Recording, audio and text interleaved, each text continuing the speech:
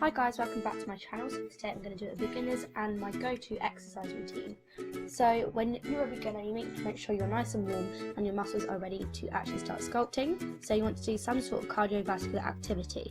So that can include stuff like jumping jacks, which I'm showing you now, or stuff like high leg jumps basically. So I'm showing you now. The action is you want to lift your legs higher than 90 degrees to your chest, and in the fast motion, just to make sure that you're getting your heart rate up.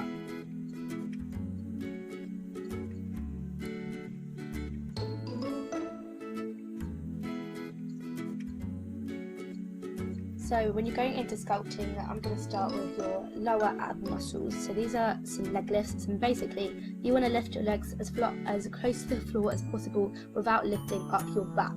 So you may be able to go quite high and you may be able to go right to the floor. It really depends on how much you've practiced these.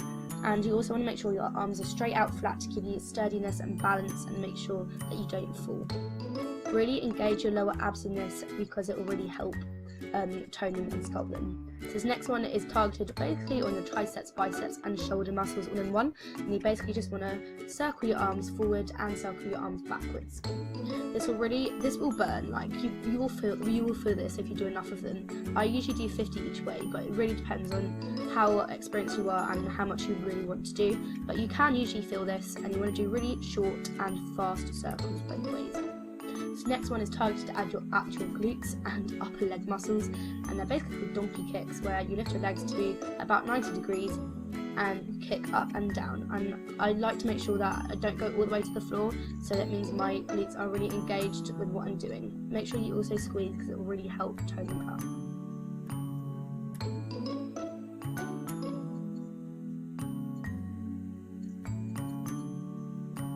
So this next one is also targeted at your glutes, but mainly your thighs as well. So you basically just want to do a simple generic squat. If you have knee problems, don't go too low because it may disturb that, and make sure you are just over hip width apart and you're going quite far down low without altering your shape. Make sure you keep a really nice tight shape and you really squeeze because it'll make sure you do really well. As you can see, my knees aren't going too far over my toes.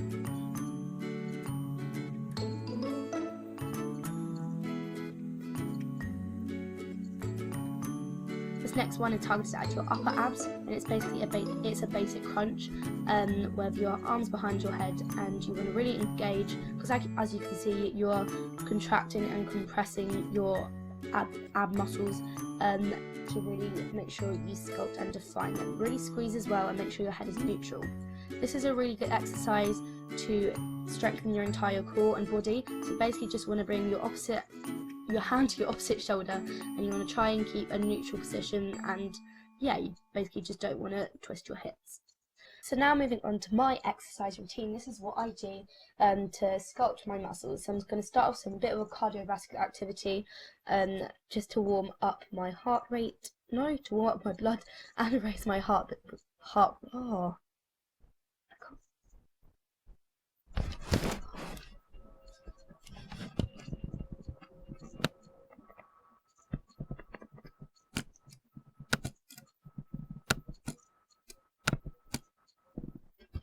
So now moving on to my exercise routine, I'm going to start with a little bit of cardiovascular activity. So I'm doing they're called mountain climbers, and you're going to bring your knees to your shoulders to make sure that you are doing it in a fast motion, and then you're raising your heart rate.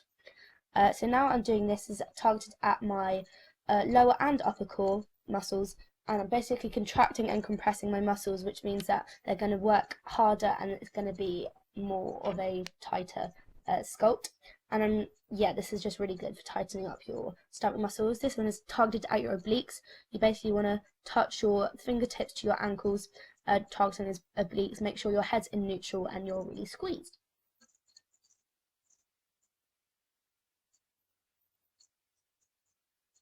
So this next one is aimed at my glutes and upper thigh muscles. So you basically want to hold for 5 and kick for 5. This is quite similar to the donkey kicks we did beforehand, but because you're holding it, you're engaging those muscles a bit more. Make sure you really squeeze and your back is quite neutral, not too arched and not too rounded. This next one is a bit like the crossover arms we did beforehand, but because we're bringing our arms up, we're going to have to engage our core a little bit more and make sure our body doesn't twist as much. So this is a bit of a play on the generic squat. So you're basically doing squat pulses, which is a bit faster and you're not going as down and high. So you're basically engaging your thigh muscles a bit more, and my knees aren't going as over my toes as they did last time. This next one, because I have hypermobile arms or double jointed arms, I find it really hard to press up because it kind of hurts a bit, and this is a really good way of not doing that. So you basically go down for 5, you hold it, and you go up for 5. This is really good at targeting your triceps especially, and also your shoulder muscles. Really engage that core, make sure you're not too bendy.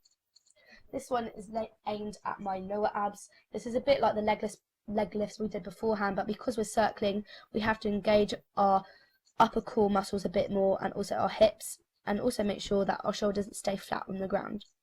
Okay.